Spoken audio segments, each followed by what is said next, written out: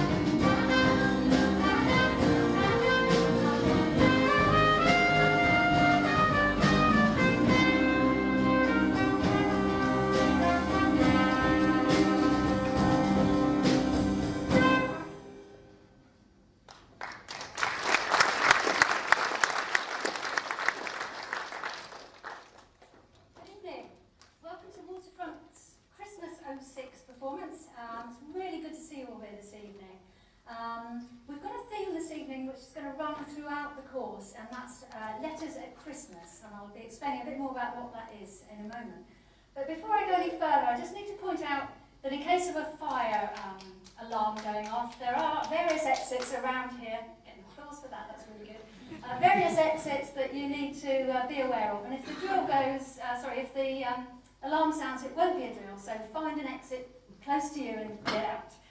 The other thing, if you've got little ones with you and they go past their sell-by date before we've finished, at the back of the hall, Terry is going to be looking out for anxious parents with sort of noisy kids who just want out, and we've set up a room with some toys in that they can go and play in and just get out of the way and have some fun of their own if that happens.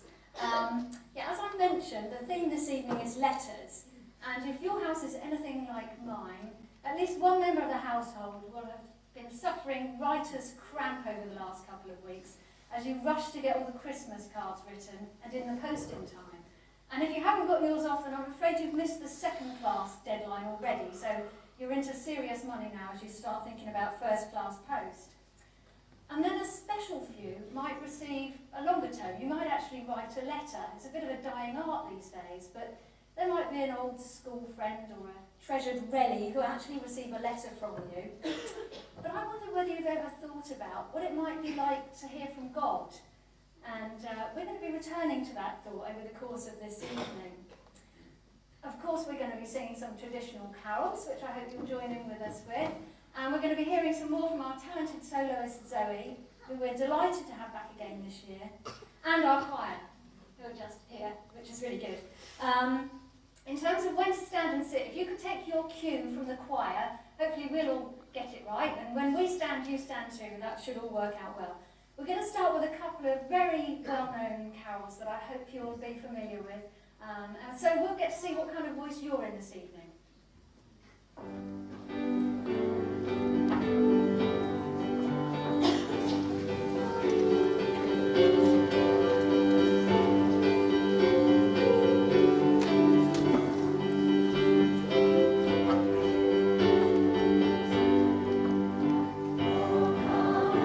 Let us adore Him.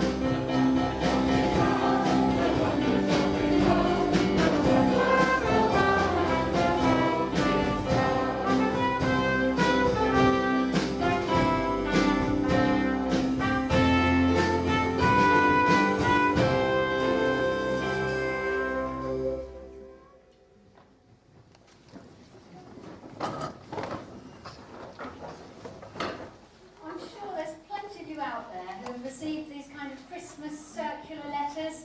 Some people call them round robins. You know, the sort of thing where the writer basically lies about what's been going on with their families, their kids, you know, and themselves. Well, not exactly lie, but, you know, they don't tell the whole truth. And I don't blame them for that, I suppose. Or else the letters read more like a weekly travelogue. This sort of thing. In June, we spent a week with Aunt Jean and Uncle Rob. September was the week in London. The Tower, the London Eye, Madame Tussauds.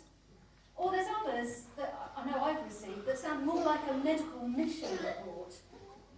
This year, Bill had a flu virus that lasted for weeks. Julie had her wisdom teeth out, and Damien's piercings became infected at the same time. All 26 of them. You know, I even heard of somebody reporting their bowling average. Lynn! Yeah. Sorry. Well, you know. Sorry about that. Brilliant idea. I am going to really try and keep in touch with family and friends this Christmas. Nice, Simon. What I thought I'd do is, you know these circular letters? Well, yeah, I do actually. Yeah. I thought I'd try and, I've just got one here, so I'd like to sort of bounce a little bit and just see what you think. Okay. Okay. I'm a big fan. I've got a table. Right, okay. Dear family and friends, in this, the Christmas season, I would like to share some thoughts with you. First, that Jesus, I've got this stuck here. Jesus is the reason for the season. That rhymes. No, it rhymes. Do you like poetry? No, probably not. Neither do I. Sorry to interrupt all that sort of stuff. Right.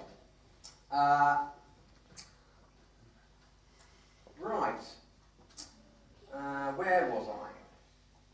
Now, I'm sending you some pictures too. You can send pictures over the computer, over the internet.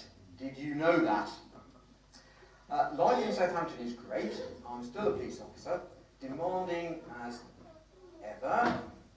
I have to drive quite a lot, and sometimes quite fast. Of course, I don't enjoy that, but someone has to do it, don't they?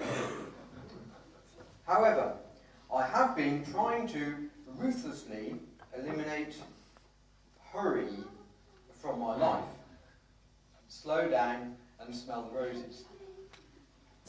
It has been remarkable.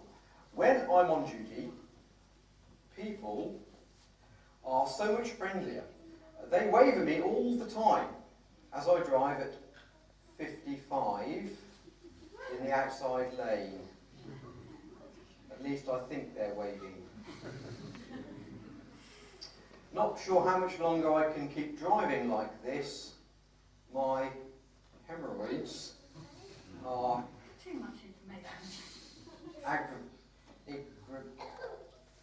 a real pain if I sit too long in one position. What do you think so far? Is it? Oh, okay. We had a great summer, not much rain, but the garden's looking great. Roz and I eat a lot now that eat out a lot now that the kids are older, and we don't need to worry about babysitters. Oh, and the kids are all doing well.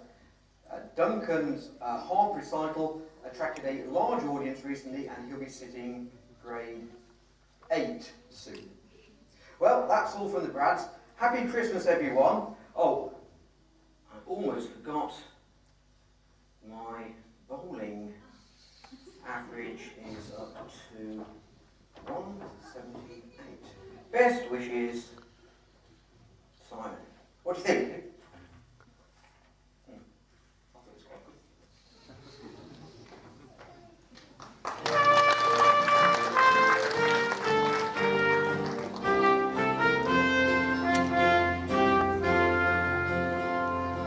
Awesome.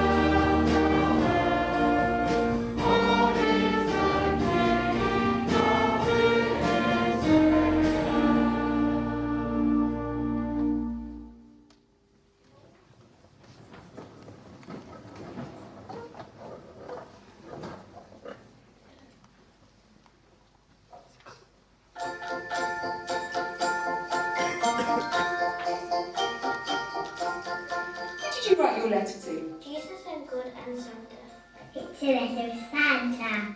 I like you, Santa. So.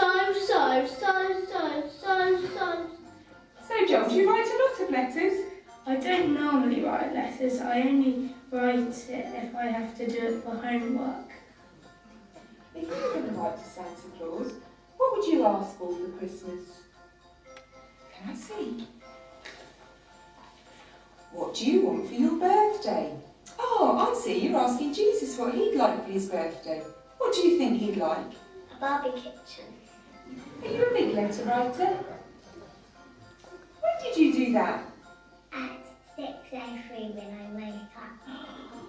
I decorated it and then I waited. Did you? So.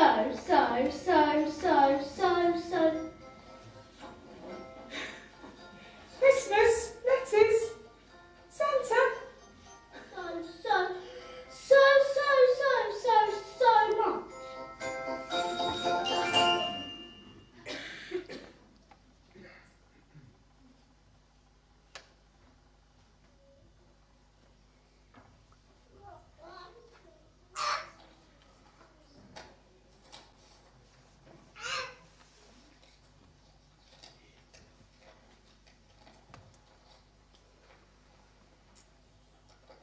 I hope you got my package. I know how the girls love lip gloss. They can never have enough lip gloss. I hope you like my gift to you. I'm imagining all your gifts sitting under the Christmas tree waiting. Are you still going to use that artificial tree? You know, the one I begged Mum to throw out. The one you still use every year. Cheek. I like that about you. The sentimental thing. Amanda emailed that she saw our photo from way back. She asked who had the big hair in that photo. I admitted it. I admitted to the big fashionable hair. I like your hair better now, Auntie Rachel, she wrote. I don't. Oh, how I love instant messaging. This is the first Christmas we're not together. I can't think of another one. Well, maybe when I was in Rome that year. I'm so used to being free and grabbing a flight, no husband or van load of kids or dogs holds me back, footloose and fancy free. Not like me, she means. Sounds glamorous.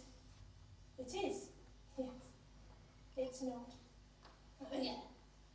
But to me, no Christmas feels right without a photo of us in front of the tree.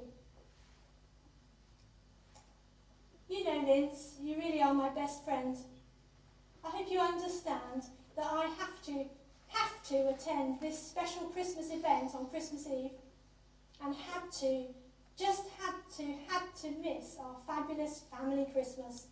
But never again, never. I hate Christmas without you. Imagine I'm screaming now. I can hear you. Off I go, another flight, another connection in another city, one more night in a Novotel or Hilton if I'm lucky. But nothing really matches mulled wine by the fire, with the kids spending too much time on the computer and the sound of a family tearing open presents on Christmas morning. That seems lovelier to me than the sound of a plane taking off. Even a sunset in Paris. Happy Christmas. I love you, Lindsay, with the big blue eyes.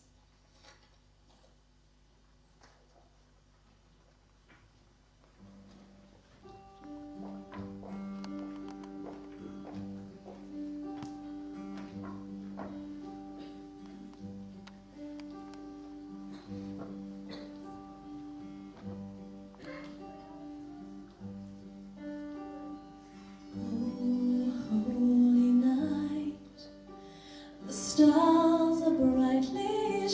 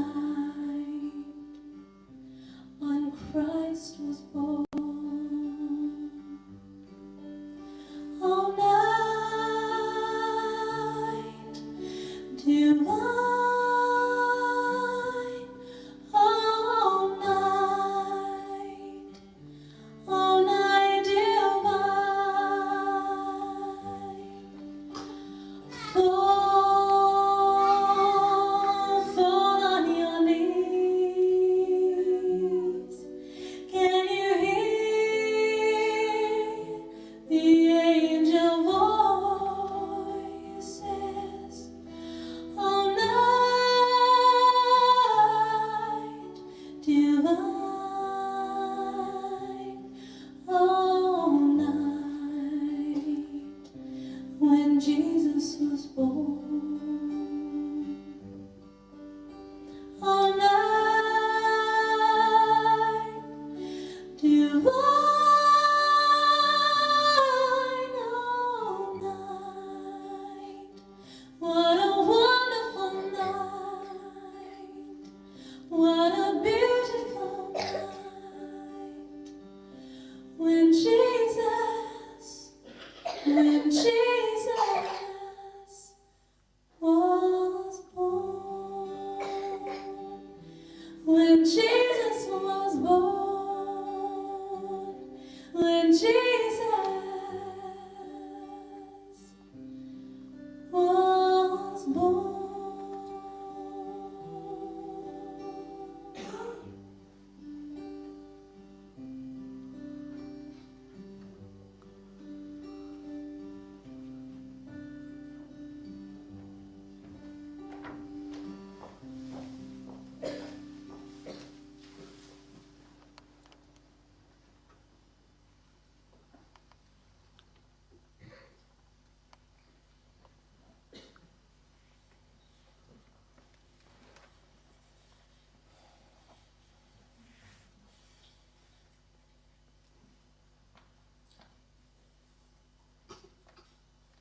It's a quiet night. The stars are so bright. I know how you love to look at them.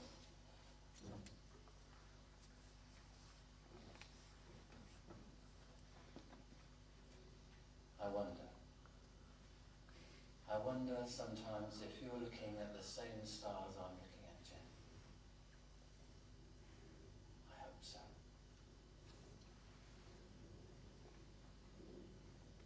But probably not.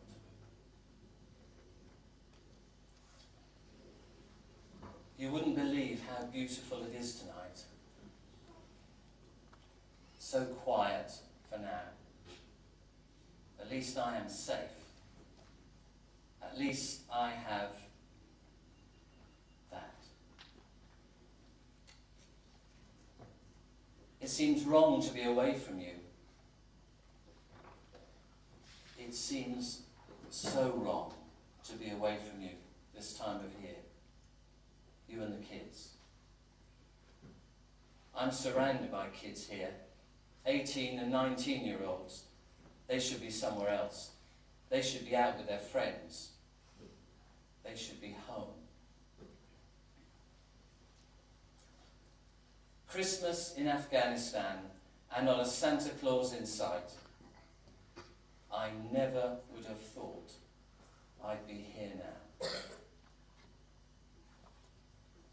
I'm here to help. That's my job.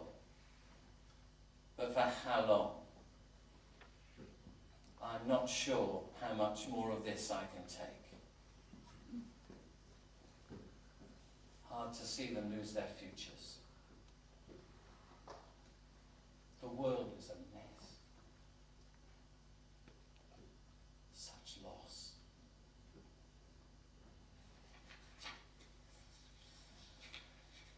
I hope you put up the Christmas lights. Dad will help you sort them out. He'll help you take them down. Use the orange ladder. Sturdier.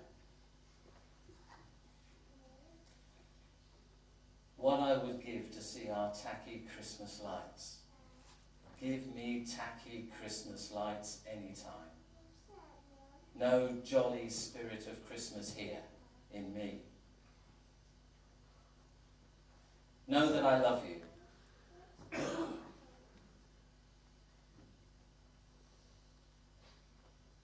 Know that I love you. Know that I would rather be there with you and the kids.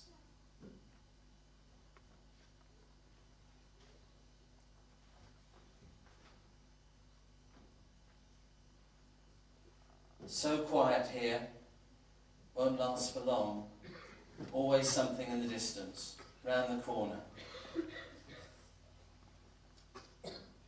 Merry Christmas. Strange words to write. But that's what I write to you this Christmas time.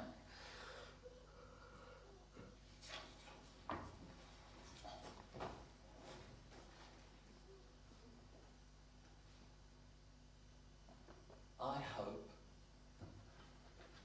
hope you see the same stars I do. I really hope so.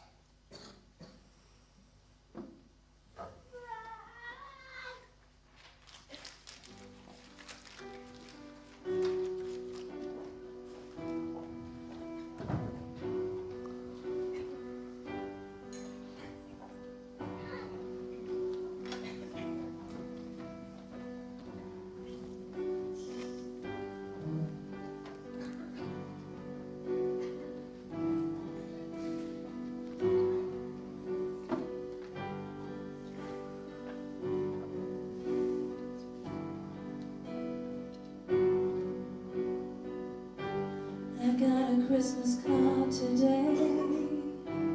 I didn't read the poetry.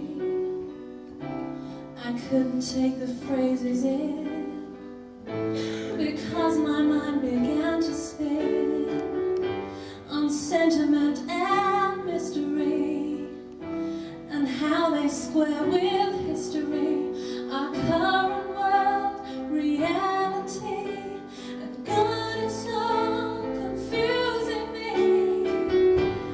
It's getting harder to believe when Bethlehem is under siege and angels dance on TV screens and people steal from manger scenes, when good news is so seldom heard and peace on earth is just a word.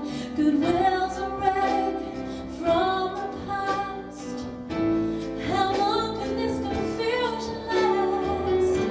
I know you came a million miles, but you became a tiny child.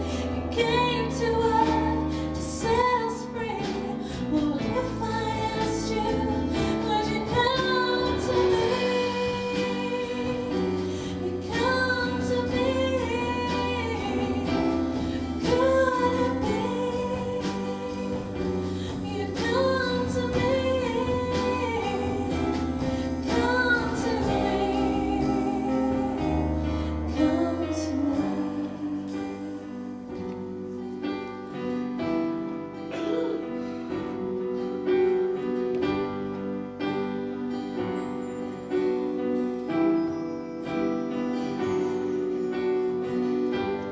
Every star is out tonight, shining that unearthly light.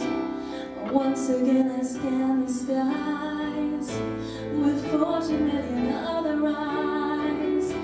I'm searching for that ancient star and listening for that distant choir, reaching out through time and space to hear your voice, to see your face. And I know you came a million miles, but you became a tiny child. You came to earth to set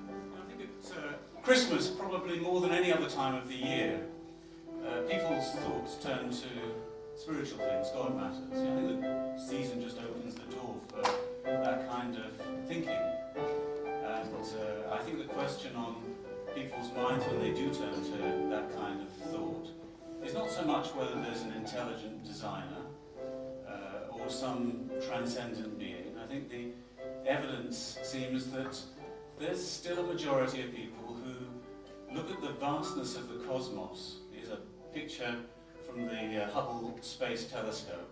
They look at that kind of picture, they read some of the statistics that there are 100 billion stars in our galaxy, 100 billion stars. And the last reckoning, about 100 billion galaxies in the universe. In other words, there are more stars in the universe than there are grains of sand on all the beaches of the world. Most people look at that kind of evidence and they think, well, maybe there's a pretty powerful God out there. Or they drill down into the detail of human existence, look at a little baby like that, just blown away by the amazing creativity of this world and the sort of personality, and they believe that maybe behind all this there's a personal God who's there. So I don't think for most people the issue of whether there is a God out there is the primary issue. It is for some people, maybe for some of us. But I think the main issue is, if there is a God, what's it got to do with me? Will he ever show up at my doorstep? How can I relate to a God like that? How would I ever know him? And I come across people who seem to think, well, maybe the way to get to know a God like that is by what you believe, sort of code of ethic, code of belief system. And if you believe the right things, then you're in. God says, yeah, that's good. Tick the boxes, and that's okay. But that's never really floated in my boat. It's really never done it for me, because I sense that, well, you can believe all sorts of things. They may be true, they may be erroneous, but it doesn't really connect you to a person. And then there are other people who go down another route. They say, well, maybe it's not what you believe, it's maybe the way you live. Whether you do the right things, whether you fly pretty straight and level, that kind of thing. Maybe that's what it is. And I think it's a good thing to fly straight and level, be pretty straightforward in dealings with people. So I think that's a good thing to do, and I've got some good friends who are like that. But one of the things that interests me is that when you do live like that, I'm not sure that it actually brings you closer to God. In fact, paradoxically, I've got some people in my life who I suspect it almost puts up a barrier for them. They feel, well, if I can fly pretty straight and level without God, who needs God? I'm not sure that quite does it for me either. But in my life, I had experience of people who lived another way. Had them around me when I was a kid growing up. Very grateful to them for that.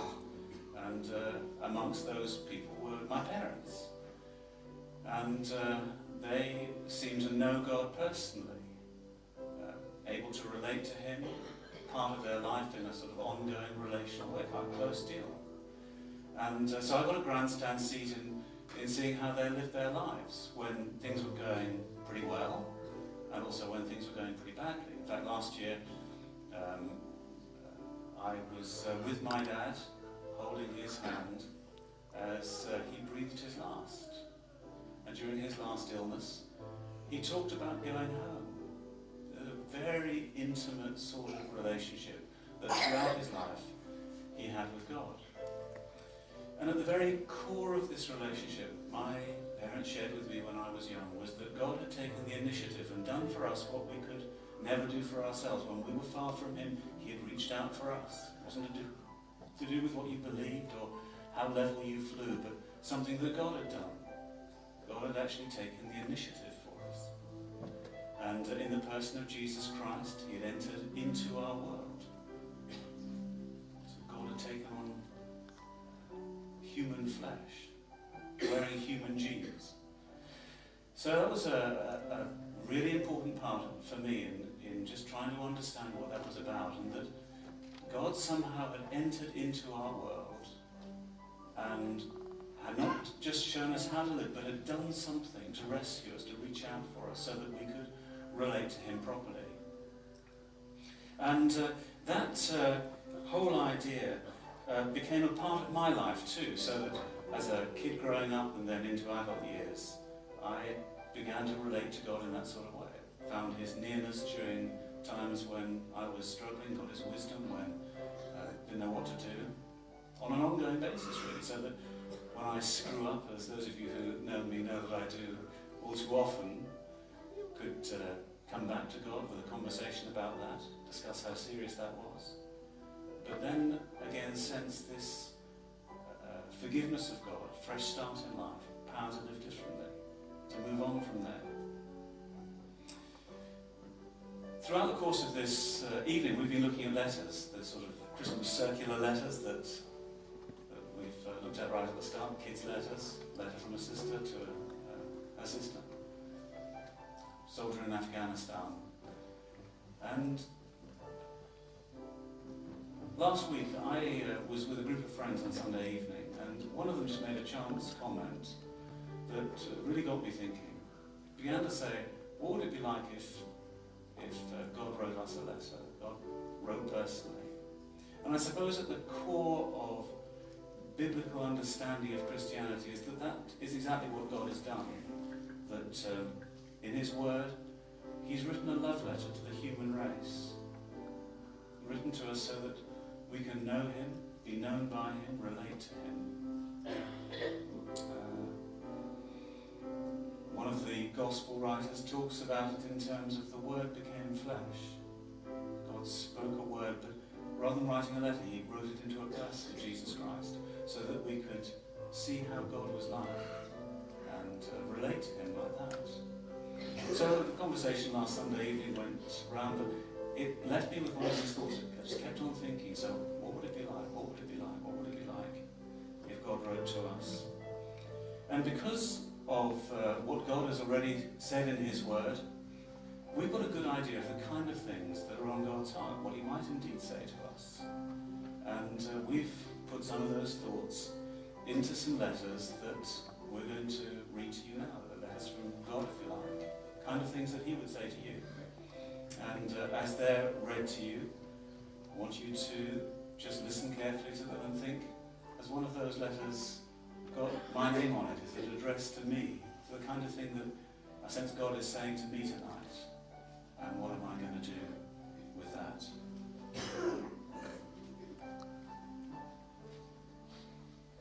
Dear hurried one, when I look your way, I see a blur of frenzied activity and a trail of exhaustion and frustration that follows your life like a plume of smoke behind a rocket. You whisper with greater frequency than ever before, I don't want to keep living in my life like this. Well, here's the good news this Christmas. You don't have to. Listen closely, hurried one. What you are looking for will never come your way by adding velocity, pleasing more people, or putting more points on your achievement scoreboard. Deep down, you are looking for me, your creator. Deep down, you are looking for green pastures and still waters. And I can lead you there and teach you over time how to live there. Trust me, hurried one, before it's too late. Trust me.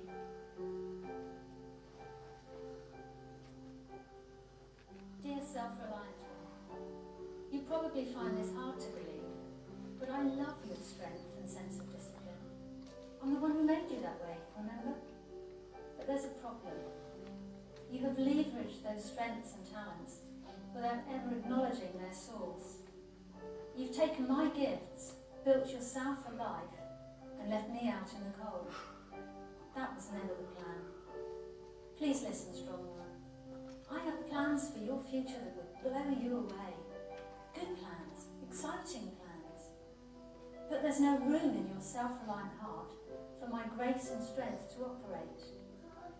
Therefore, I'm asking you to make room for me this very day. You don't have to cry off and admit defeat, but you could cry Father and experience the greatest victory of your life. How about it, strong one?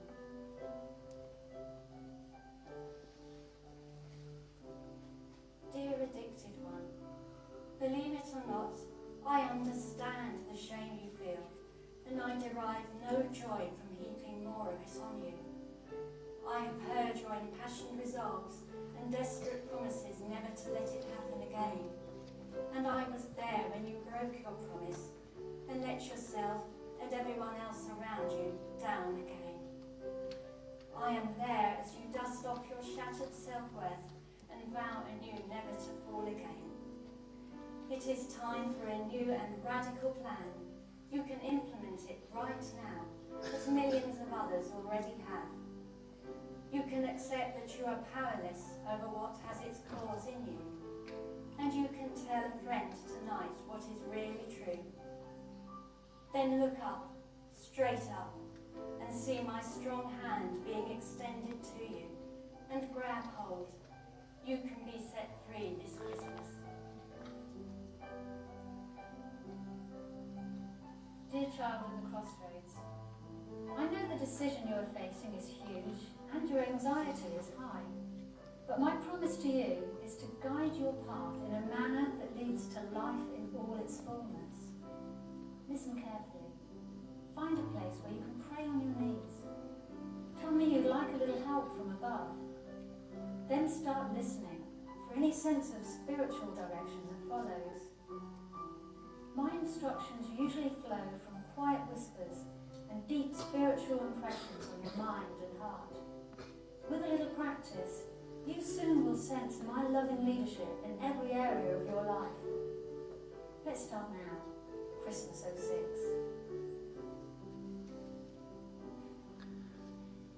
Dear guilty one, yeah, let's face it, you know that you did what was wrong. You know it, I know it. In fact, it's becoming our habit. An addiction, you might say. I've heard all the "I'll never do that again," and "this is the last time," really. And it's it's beginning to wear a bit thin to you, isn't it? You should know that we can get on the solution side of this problem right here and now. 2,000 years ago, my son was beaten and crucified to pay for the kinds of wrong that you do. And when they were done with him, it was done for you. The price was paid in full. And your job is now to recognize that you were powerless to do this life on your own, to humbly accept his payment for your wrongdoing, and then thank him from the bottom of your heart. Those who do find forgiveness and freedom and new life. And guess what? It's one size fits all. And that's a Christmas gift you'll never want to return.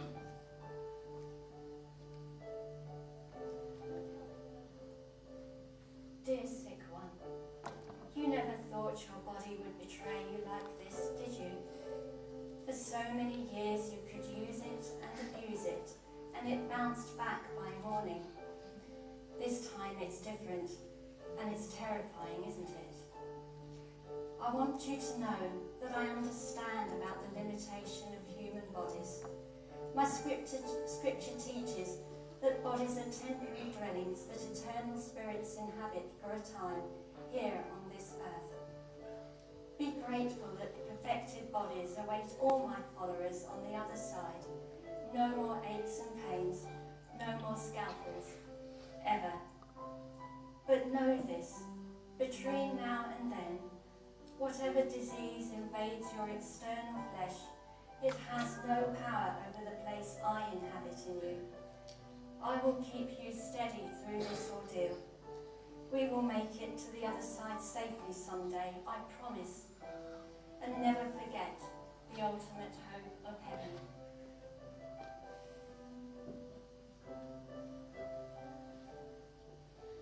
Dear blessed one, I am beside myself with joy at your joy. All heaven rejoices with your happiness.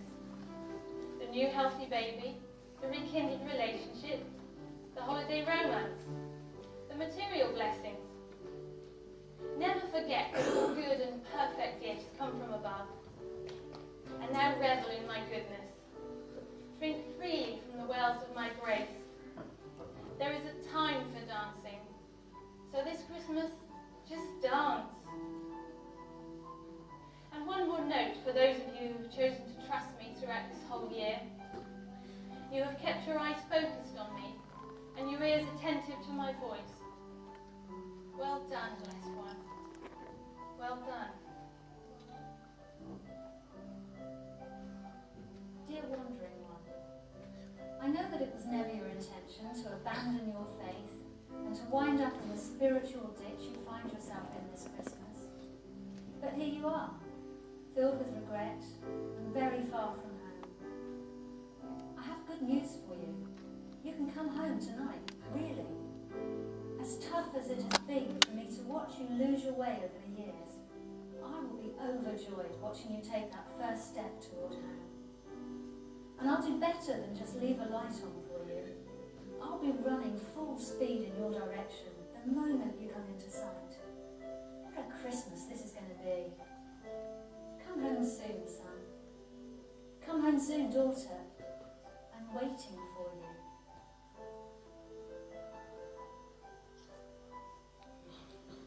Now, what do you do when you get a letter that moves you? You may have had some cards already this Christmas. Well, I guess if your emotions are in good shape, you read it and you reread it, you ponder it a bit, and probably at the earliest convenience you pick up the phone and phone the person or drop them a note and just say how much it meant to you, that it was just deeply moving and that they would bother to express that to you. And we've listened to some stuff tonight. I don't think it's a coincidence that we're here. There are other places where you can go and hear Christmas music, good music, but you chose to come here where it's music but also the message of Jesus Christ expressed through that music, through these dramas. And I think you're here because God wants to speak to you. God has something to say to you. You look at the screen and I'm going to put up some of those letters that you just heard read. There's a reminder of some of them that were read to you. Did one of them have your name on it? Was one of them addressed to you? As you heard it being read, you thought, yeah, that's for me. You know, one of the most powerful three-letter words in the English language is the word yes. You know, whether it's someone proposing, will you marry me? Yes. Or are you going to buy this new house? Yeah. And here is a time when God may be speaking to you. Very powerful to respond and say, yeah, I'm the hurried one, or I'm the wandering one, or that's me, I'm the guilty one, or the blessed one. Just to begin to acknowledge where you stand in all this. And then to take it a step further and say, yeah, I'm that one, and I'm the hurried one. I need your help to slow down. I'm the guilty one. I need to be set free. I'm the addicted one. I need your help to break free of where I'm at. And when you say, yes, I need your offer of forgiveness, God, I need your help in this. I've been wandering away and I need to come home. And when you do that, this God who reached out into human life reaches out for you. He's available for you this evening. And he leads you from a past into a future that's just a whole lot better. I said earlier that what God is looking for is a relationship with the human beings that he's created and that he loves. And he wants to bring wisdom to your life where you lack it. He wants to give you strength where you feel you're crumbling. He wants to give you a love that you would never have without him. He wants to give you a hope where you really are struggling with something, a certainty about the future, just like my dad in the face of death. He wants to give you those things so that when the world gets shaky on the outside, you don't get shaky on the inside. But you know, you don't drift towards God. I've never met anyone who's drifted towards God. Actually, you need to take some steps to move towards God. You need to go and say, yeah, that's me right now, and that's where I want to be. But I need your help. It takes a sort of decisive moment in life to move from where you are now to a better future. I need your help beginning tonight. Now, for some of us, it may be a saying yes to God. Yes, I will investigate. I'm not sure at all. I'm not even in the group of people who you mentioned who believe there is a transcendent God. But yes, I will investigate. There are some little giveaways as you leave. One of them, bits in that little pack, is a gospel. It tells the story of the first Christmas, it tells the rest of Jesus' life. And maybe you'll pick it up and you'll say, I will read it this Christmas. The group of people I was with last Sunday evening, who prompted me to think about what it would be like to get a letter addressed with my name on it, with your name on it. It's a group of people that meet every Sunday evening, have done, different people, but just trying to work out, they're spiritual window shoppers, trying to work out what is true and what is real. Maybe you'll say, yeah, I need to join a group like that where I can investigate.